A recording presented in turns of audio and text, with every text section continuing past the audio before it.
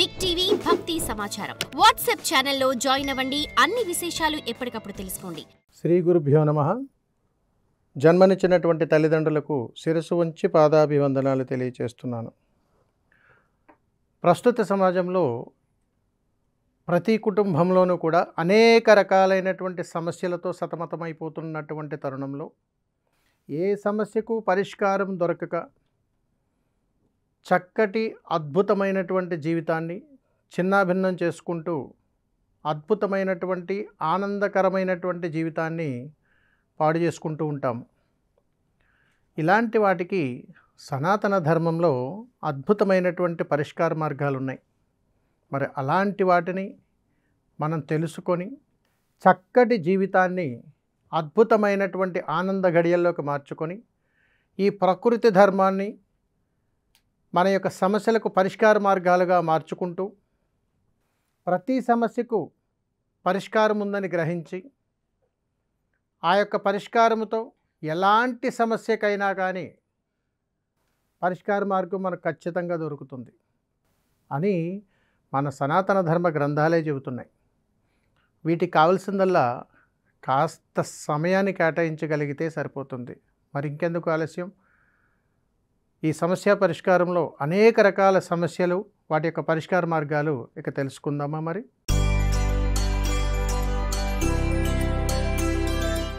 గురుగారు, వ్యాపారం చేస్తున్నాం, మరి లాభసాటిగా జాగాలంటే ఏం చేయాలంటే చాలామంది వ్యాపారాలు లాభాల కోసమే ఎదురు చూస్తారు, నష్టాల కోసం ఎవరు చూస్తారు? చూడరు.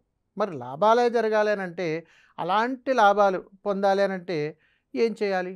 దాని పరిష్కార మార్గం ఏమిటనంటే, చాలా చోట్ల మనం గమనిస్తాం, చేసేటువంటి వ్యాపార స్థలంలో ఎక్కడైతే ధనాన్ని ఉంచుతున్నావో ఆ ప్రదేశంలో కానీ ఏదైనా తినటం కానీ తాగటం కానీ పడుకోవడం కానీ అలవాటు చేస్తే అక్కడ ధన నష్టం ఖాయం. రెండవది, నీ కుటుంబ వ్యవహారాలు ఎప్పుడూ కూడా నీ దగ్గర ఉన్నటువంటి పనివారంతో ఎప్పుడూ పంచుకోకూడదు. అలా కానీ నువ్వు చేసేవా ఎప్పటికైనా నీకు ఇబ్బందులు తప్పవు. రెండవది, వ్యాపారస్తులకు ధన నష్టం ఎప్పుడు వస్తుందని అంటే గుర్తుపెట్టుకోండి, వ్యాపారం లోపలికి స్థానంలోకి వెళ్ళగానే నీలో ఒక అద్భుతమైనటువంటి చక్రవర్తి బయటికి రావాలి. అంటే నిర్మోహమాటమైనటువంటి మనస్తత్వం నీలో ఉండగలగాలి.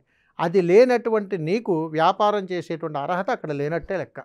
అందుకని వ్యాపారం చేసేటువంటి వాడు ఎప్పుడూ కూడా కఠినంగా ఉండాలి, ఆచరణగా చేయగలగాలి, ఒక మాట మీద నిలబడగలిగేటువంటి కమిట్మెంట్ ఉండాలి. అది లేనటువంటి వాళ్ళు వ్యాపారం ఎప్పటికీ కూడా దెబ్బతినే అవకాశాలు బలంగా ఉంటాయి. రెండవది, వ్యాపార స్థలంలో ఎప్పుడూ కూడా వాడకూడని పదాలు కానీ వ్యక్తులను చులకనగా చూడటం కానీ చేసేటువంటి మనుషుల మీద ఆరా తీయటం కానీ ఎప్పుడు చేయకూడదు సుమా. ఎందుకనంటే వ్యక్తిత్వ లక్షణాలను కించపరిచేటువంటి గుణగణాలు ఉండేటువంటి ఏ వ్యాపార సంస్థ అయినా సరే వినాశనమే. అందుకని గురువుగారు, ప్రతి వ్యాపారంలో ఇవన్నీ ఉంటాయి కదండి, ఉంటాయి అనుకున్నప్పుడు పాటించాలి, జాగ్రత్తగా నిలబెట్టుకోవాలి. అందుకని వ్యాపారం చెయ్యాలి, వ్యాపారం చేయాలన్న సంకల్పం ఈ సృష్టిలో మనకి ఇచ్చినటువంటి ఒక వరం. మన కాళ్ళ మీద మనం నిలబడగలిగి మనం 10 మందికి ఉపాధి ఇచ్చేటువంటి స్థాయిలో మనం వెళ్తున్నామంటే భవిష్యత్తులో మంచి మార్గదర్శకంగా పైకి ఎదగాలని. ఎదగటం మనం ఆలోచించడం మానేసేసి వ్యాపారంలో ఇబ్బందుల మీదే మనం దృష్టి పెడుతూ ఉంటాం. ఏ వ్యాపారంలో అయినా ఇబ్బందులు వస్తాయి. అందుకని ఇలాంటి చిన్న చిన్న పొరపాట్లు చేయటం వల్ల మాత్రమే అధికమైనటువంటి ఇబ్బందులు తారసపడుతూ ఉంటాయి. అందుకని వ్యాపారంలో ఇబ్బందులు కలగకుండా ఉండాలని అనుకున్నప్పుడు గుర్తుపెట్టుకోవాలి, వ్యాపారంలో ఇబ్బందులు కలగకుండా ఉండాలనుకున్నప్పుడు ఎక్కడైతే భోజనం చెయ్యాలో, ఎక్కడైతే కూర్చోవాలో, ఎక్కడైతే తాగాలో, ఎక్కడైతే నిద్రపోవాలో అలాంటి ప్రదేశాలు తప్పనిసరిగా కేటాయించుకోవాలి తప్ప ఎక్కడ పడితే అక్కడ మనం ఏ పనులు పడితే ఆ పనులు చేయడం వల్ల ఏ వ్యాపారమైనా ఇబ్బంది గురికాక తప్పదు. సర్వే జనా సుఖినో భవంతు. శుభం. నమస్కారం. For more videos like this, subscribe Big TV channel.